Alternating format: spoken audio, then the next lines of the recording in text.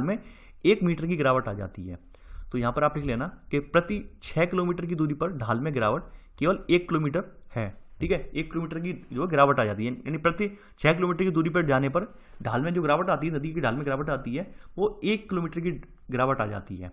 ठीक है, तो आप ये नोट 2 में लिख लेना।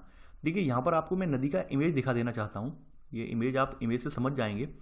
देखिए नदी का ये स्रोत है, स्रोत से होते हुए जब घरी घरी पहाड़ियां बना रही हैं, गार्ज का निर्माण कर रही हैं यहाँ पे, और जैसे ही नदी नीचे आती है तो नदी का जो वेग होता है वेग कम हो जाता है, तो वहां पर एक लहराते हुए बहने लगती है, यानी इस तरह से लहराते हुए बह रही है ये। तो ये क्या बन रहा है, लहराते हुए बहने से विसर्प का निर्माण हो रहा है। ठीक है, यानी लहरदार जो इसकी धारा है, ठीक है, जो कम भाव वाली धारा है, तो विसर्प का निर्माण कर रही है ये। ठीक है, आगे बढ़ते हैं। जब यही विसर्प थोड़ा जो होते हैं, ये विसर्प जो होते हैं, ये मुख्य धारा से कट जाते हैं। यानी मान लीजिए पहले इस तरह से ये बहती थी यहाँ पे नदी, ठीक है, इस तरह से ये नदी ये बहती थी। अब क्या हुआ कि भाई जैसे जैसे नदी का आतेगा ये हिस्सा मिलता गया, और फिर ये हिस्सा फिर कट हो गया, और ये हिस्सा फिर इधर बढ़ गया, तो ये गोखुर झील बन गई है। ठीक है, और अंतिम मुहाने पे क्या होता है, वेग बिल्कुल मंद हो जाता है, तो नदी तमाम छोटी छोटी वितरकाओं में डिवाइड हो जाती है। तो इन वितरकाओं के मध्य वाला स्थान जो बोल होता है वो डेल्टा कहा जाता है। ये मैंने आपको फिर से बता दे रहा हूँ इमेज में, वैसे मैं निचली कक्षाओं में पढ़ा चुका हूँ, लेकिन मैंने फिर से आपके माइंड में क्लियर कर दिया है।